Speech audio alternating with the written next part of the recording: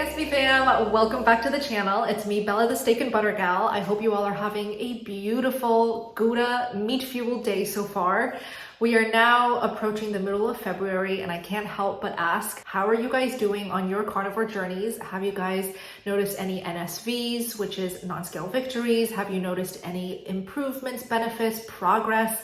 I would love to know the update on your carnivore progress down below in the comments. Quick update from me, I'm definitely going out to eat a lot more because Steak and Butter Guy has been super adamant for some reason to just get me out of the house, do stuff outside of the house. So in this What I Eat in a Week video, you will see a few eating out options where I share with you guys where I go to eat out, what I order.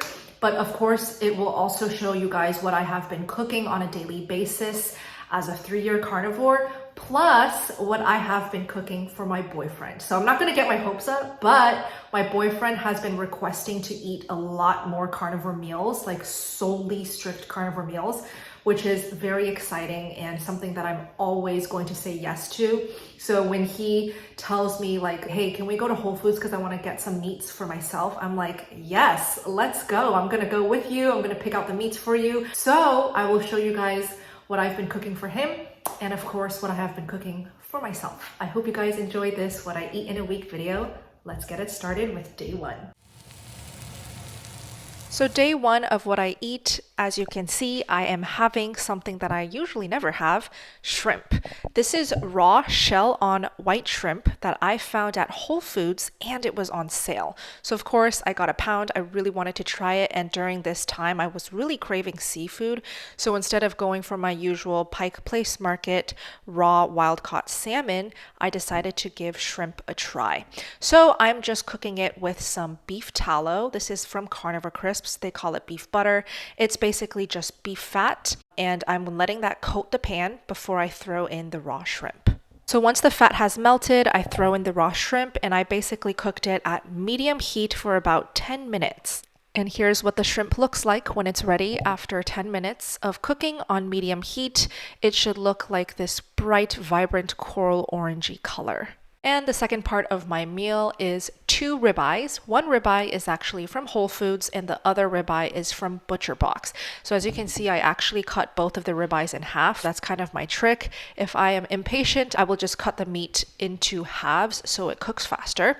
And I air fried it at 450 degrees for 6 minutes total. I cooked this for Steak and Butter Guy. 3 super thick, extra juicy flank and short ribs. You all know I love this cut of the beef. Steak and Butter Guy adores it as well.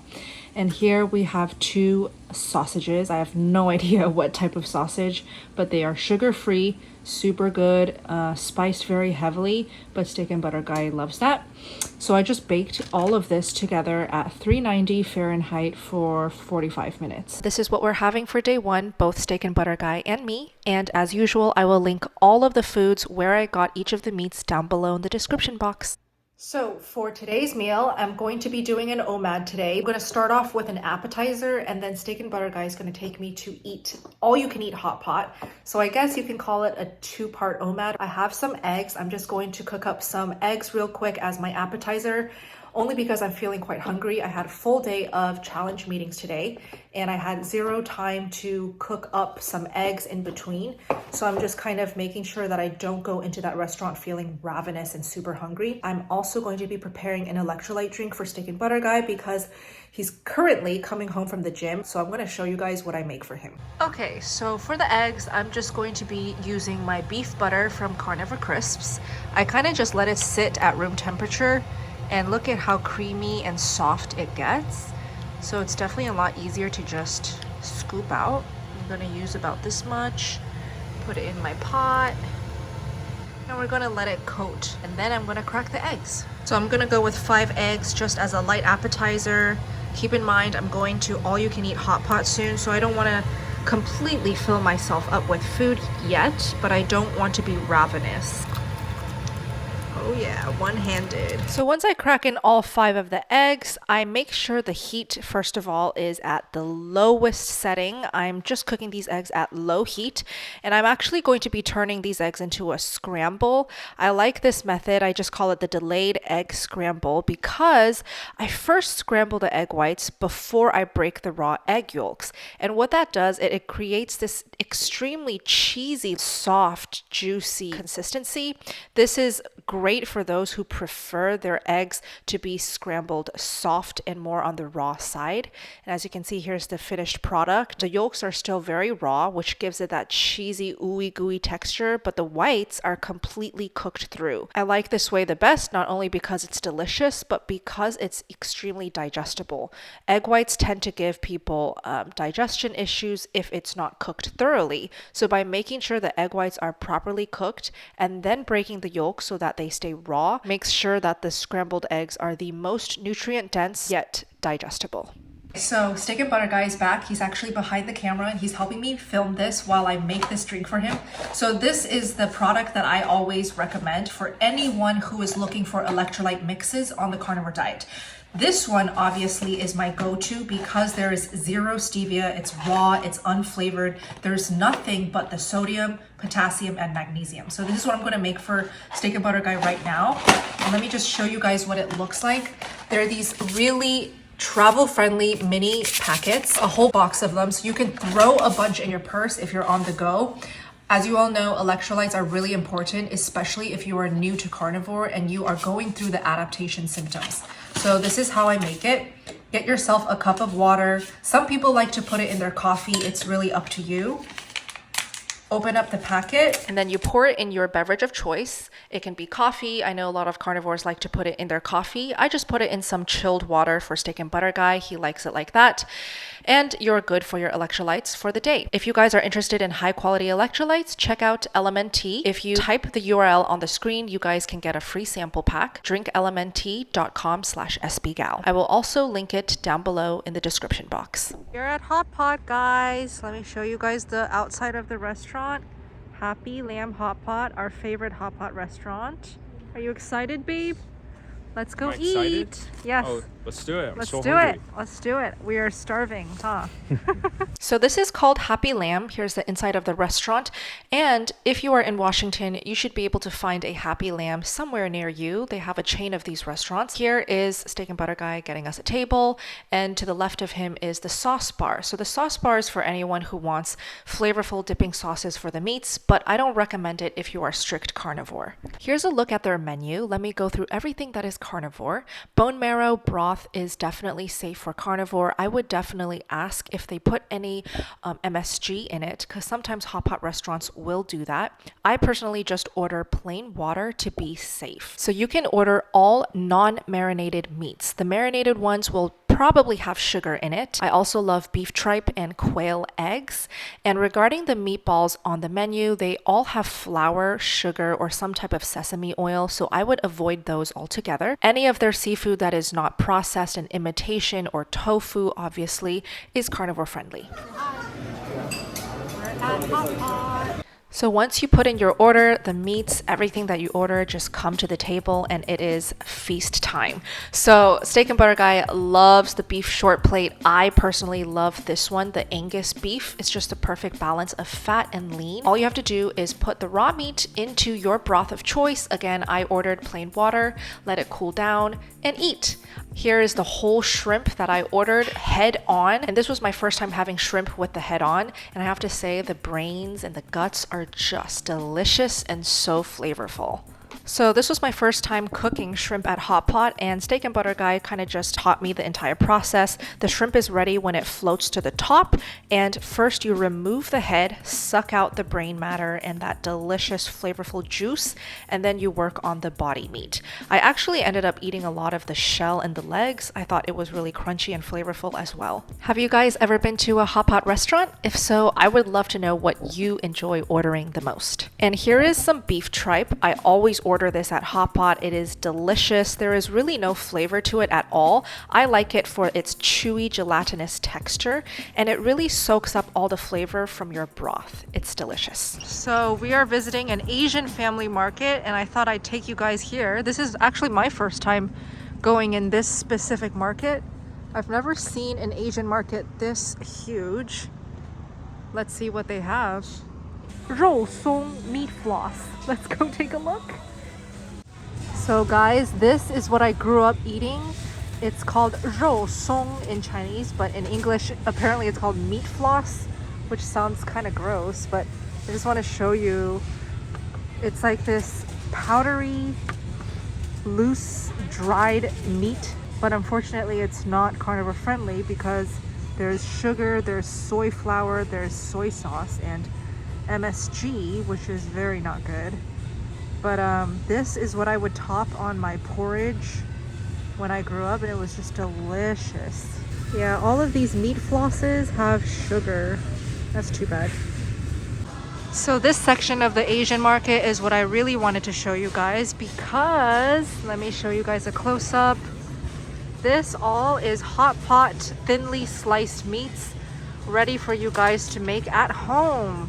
So if you guys are interested in making hot pot at home, all you need is an Asian market to find your cheap hot pot ready meats, and they're thinly sliced for you. There is just an endless selection. We have beef, we have pork belly right here. They even have thinly sliced pork belly. It's awesome. We have lamb. They just have every cut possible. We have Wagyu. Look at this fatty beef.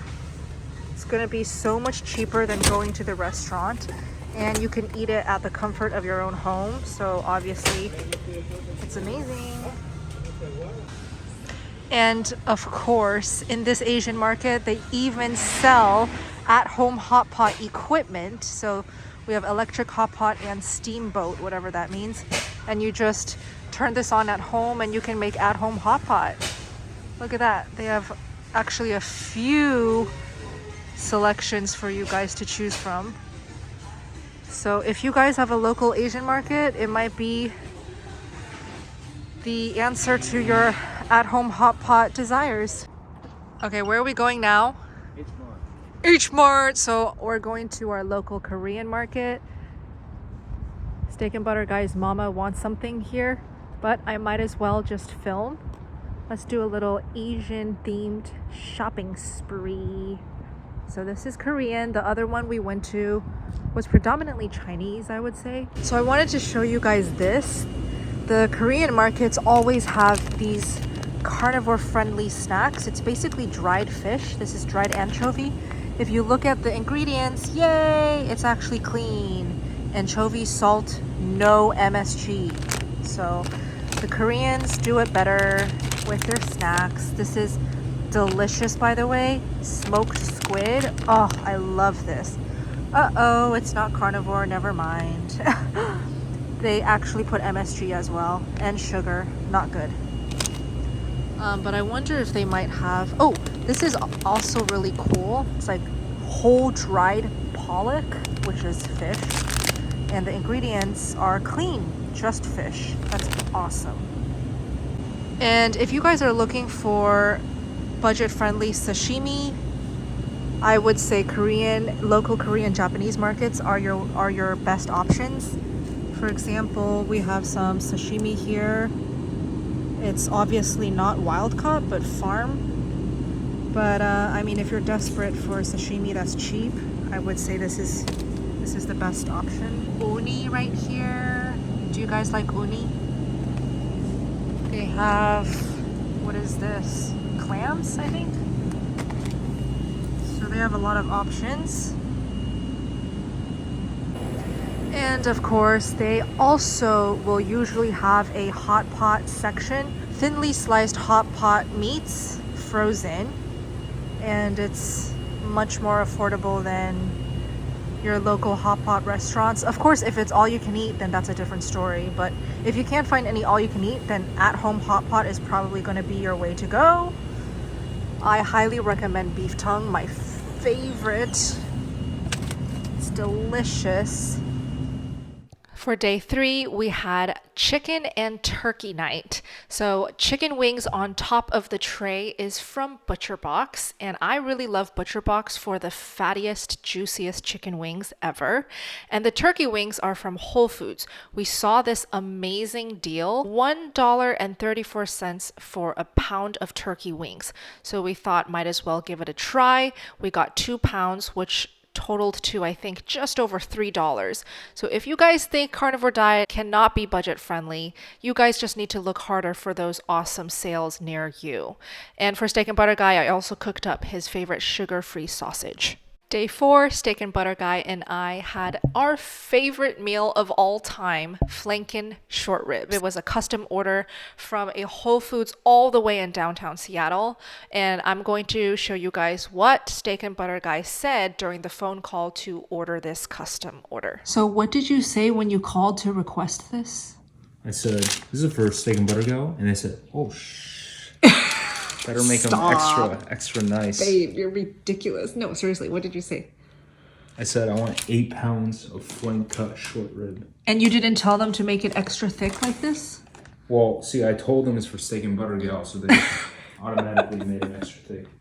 So they know how I like it. They're not going to fit. It's okay, we don't have to make all of it tonight, babe. Yeah, we do. No, we don't. Look how thick it is, guys. This is about like 2 times thicker than the ones at Costco. It actually tastes so much better. When it's extremely paper thin, you honestly don't get that juicy factor out of it. So this is just the best of both worlds. Ugh, it's so good. I would actually just make a request to my boy Kyle to have them cut it this thick in case they don't. Man. In case they don't. Through. Yeah. Kyle, is that the butcher? No, what are we gonna do with these 3? Ooh, ooh, ooh. Do you think it's ready though? Does that look ready to you? I think it needs a little more. Definitely. It's not even crispy yet. So since these ribs were extra thick, we had to cook it for longer than usual. We ended up doing 390 degrees Fahrenheit for 1 whole hour.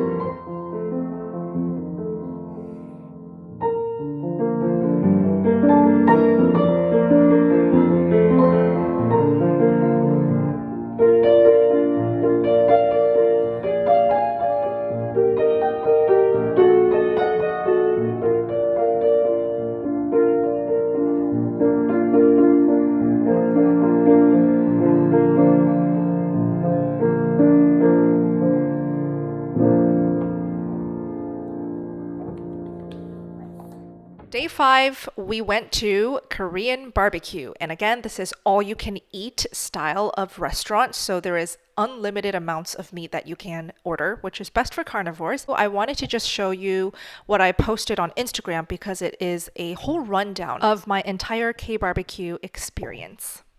Hey carnivores, I am at All You Can Eat Korean BBQ. You just order as much meat as you want to cook on the grill and enjoy.